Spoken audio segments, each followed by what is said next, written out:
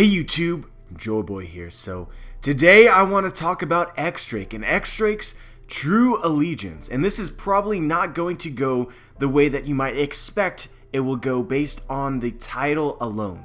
But let's get into it. And so X-Drake is one of the most interesting characters in the story of One Piece in my opinion. And definitely one of the most interesting supernova, which by itself is quite an accomplishment. When it comes to X-Drake, there's a whole lot of information available for us to make theories about his potential role in the future. But let's start with what we know, and what we know for sure is that X-Drake was previously a rear admiral, a marine, who for some reason converted to becoming a pirate, which by itself is incredibly interesting. And then later on we see that he has become a subordinate of Kaido, which seemingly based on what we see about how these events happened was a course of action that he chose. And this highly supports the general idea that at some point in the future X-Drake will betray Kaido. It wouldn't feel right for a supernova, one of the hyped up members of the worst generation, to straight up just become a subordinate of a Yonko and do nothing. Especially since it doesn't seem as though X-Drake was forced to join Kaido's crew, he did so voluntarily. So in a way, I think it's very likely that X-Drake plays a similar role to Capone in the Whole Cake Island arc, which Capone, although he is a subordinate of Big Mom, has plans against Big Mom. X-Drake then would be a subordinate of Kaido with plans against Kaido, but I think his story is going to be a lot more engaging. And the reason I and many others think this goes back to X-Drake's previous life as a Marine. It does not make a whole lot of sense for a Marine to become a pirate, especially X-Drake himself. From the context clues of his characters, he doesn't really strike me as a typical pirate. And we should also not forget that X-Drake's father was also a pirate, initially a Marine, but then later became a pirate and mistreated X-Drake. We can see this in Law's flashback with Corazon, and then ultimately when we saw Corazon's death. So X-Drake was mistreated by his pirate father, sort of suggests that X-Drake himself wouldn't ever really want to be a pirate himself. And so from this observation, the idea spawned that perhaps X-Drake was actually secretly a member of the Revolutionary Army. And so I am not going to ship this particular theory in this video, but if you were to consider an alternative theory to the one that I'm going to give you, this would be the one. Basically, the theory goes as follows. X-Drake, having been a Marine, came to know about the corruption of the Marines, similar to Aokiji, and then there's also some theories as well that Dragon was previously a Marine. Basically, just how corrupt the Marines are and the lengths that they're willing to go to oppress the people, basically made Drake realize that being a Marine wasn't actually being on the side of the good guys, at least not always. And so because of this, he became a revolutionary, and because for some reason the revolutionaries might have some interest in planting a spy inside of Kaido's army for whatever reason, that is why X-Drake basically joined Kaido's forces of his own free will, basically to in some way be used as a pawn or a piece in the overall chess game that the revolutionaries are playing. And although I think that this theory makes a ton of sense in many different ways, it is not without its flaws, which first of all comes back to evidence. What real evidence really connects X-Drake to the Revolutionary Army aside from the fact that he was previously a Marine and now he's a pirate, and that doesn't make sense? Well guys, there really isn't any evidence. And secondly, what real purpose would X-Drake serve, having been implanted first as a pirate by the Revolutionary Army, basically have this facade of being a pirate while actually being a revolutionary, and then specifically joining Kaido's forces? What interest do the revolutionaries have in Kaido when their real opponent is the world government? I don't think that the revolutionaries have shown real interest in many of the pirates and the games that the pirates are playing on the sea. So I find it hard to believe that this is really part of the Revolutionary Army's plan. So if X-Drake doesn't have a secret allegiance to the Revolutionary Army, what other ideas are really out there? Well, that leads into my theory.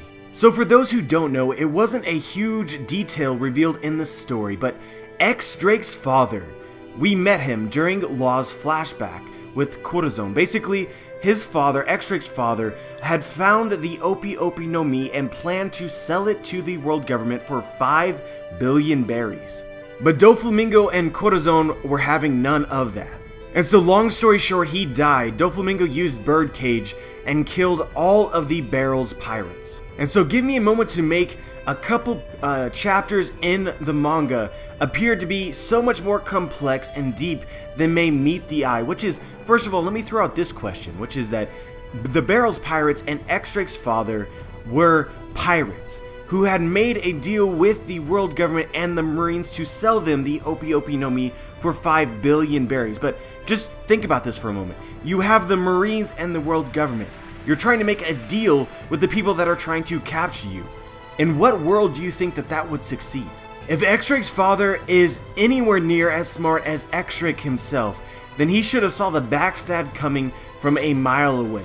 And then even if we consider just how many Marines were present for this exchange of the Opi Opi no Mi, specifically those Marines were there because they knew Doflamingo would try to make a play on the Opi Opi no Mi, but still, you have this small band of pirates, the Barrel's pirates, against so many Marines, lots of Vice Admirals, as well as incredibly strong characters like Tsuru.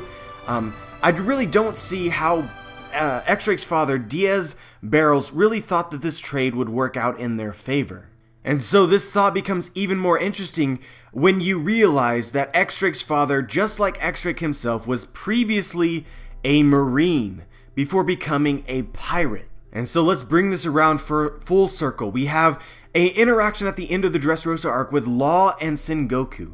Basically, Sengoku was talking about Corazon and how Corazon mattered a lot to him, and he almost considered Corazon to be a son. And so Sengoku brings up 4 things that the Marines and Sengoku himself lost on that day. The day in which they lost Corazon.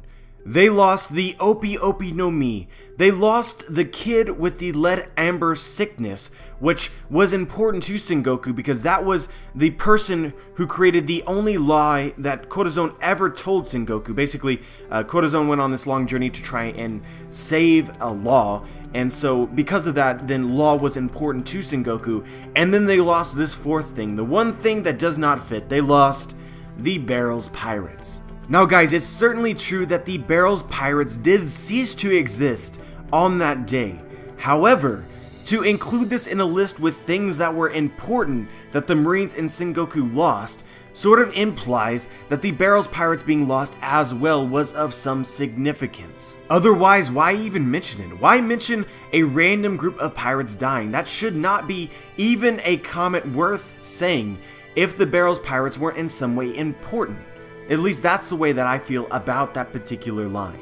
So if the Barrel's pirates were in some way important to the Marines, let's go back to the fact that Diaz Barrels, X-Drake's father, was previously a Marine. And I think that if we combine these 2 thoughts, we lead to this conclusion. Maybe X-Drake's father was secretly playing a role as a pirate for the Marines. And so why would they do this? Well, I think that there are several really persuasive pieces of evidence which could suggest the power of having a Marine secretly playing the role of a pirate. But it all boils down to one fact, which is that if you're a pirate, who do you trust more? Do you trust other pirates, or do you trust the organization that is specifically trying to hunt you down, capture you, imprison you, and kill you? Well, I would suggest that you would take your bet on the pirate. And so with this being said, being a pirate and a Marine at the same time, without people knowing that you are a Marine, would give you access to intel and just in general connections that as just a straight up Marine you would not have. And so I definitely think it's possible that Diaz Barrels found the Opi Opi no Mi and knew immediately that it was a legendary devil fruit. In some way contacted the Marines, which by itself is kind of an interesting question of how a pirate would just straight up call the Marines, be like, yo, I found a devil fruit, do you want to buy it? It's this one, it looks like this. Oh, that's the Opi Opi no Mi, oh, that's fantastic. So, you know, this whole situation doesn't make a lot of sense. It would make more sense if he was a Marine. He contacted the Marines, and to play it off as to not arouse suspicion, decided to quote-unquote sell it to the Marines for a ridiculous price, so that no one would suspect that he was a Marine, so that he could continue playing his role after the trade was complete. But of course, the trade ultimately ended up in his death, which is why Sengoku later says that the Barrel's pirates was something that they lost on that day. And so guys, what does this have to do with X-Drake exactly? Well, if X-Drake's father was potentially playing the role of a pirate while secretly being a Marine, then it opens the door of possibility for X-Drake himself to be doing exactly what his father did before his death, playing the role of a pirate while secretly still being a Marine. And if this is true, then X-Drake's current connection with Kaido becomes 100-fold more interesting. Unlike the Revolutionary Army, the Marines and the world government have a very specific reason to want to in some way plant a spy within Kaido's forces, which is that the Marines might understand Kaido's true threat to the world in general. And this could be potentially setting up the Marines finally taking on a Yonko, specifically Kaido, who has been mentioned in the story to be planning on starting a war, the biggest war of the past century. Maybe the Marines are finally ready to take on Kaido, and X-Drake is there initially as a spy to send them intel for the later ambush of Kaido and his forces.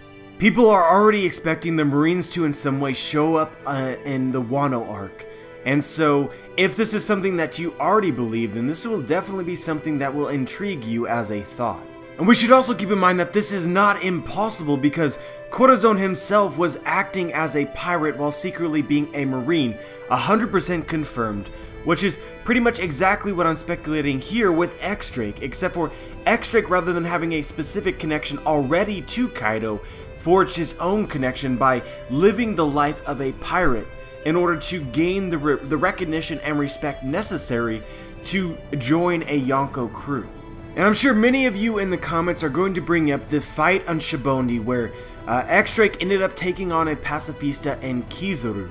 And so many of you will say that because of the scene, it is 100% proven that X-Drake is not currently acting as a Marine because he fought against the Marines. But I want to say this, which is that if X-Drake was confronted by Marines with a bunch of other people present, what else are the Marines going to do if they're not trying to blow his cover other than pretend as though they're having a legit fight, but ultimately let X-Drake escape, which is essentially exactly what happened. So in short, I don't think this scene really proves anything definitively. But yeah guys, there's always the possibility that X-Drake is just straight up a pirate, and we don't really know why yet, but that answer will come to us in the future. But if you do believe, as I do, that it would be really odd for X-Drake to be a pirate, and that he must have some connection to some other group or organization, and that is why he's acting as a pirate, then I think that this idea is something that you can really get behind, along with the idea that he is in some way connected to the Revolutionary Army. And I honestly think that this idea is more supported from the story than the idea that he is a revolutionary. But let me know what you guys think. Let me know if you agree or disagree and why. Let me know your thoughts. Like the video if you liked the video. Subscribe if you haven't. And as always guys, have a wonderful day.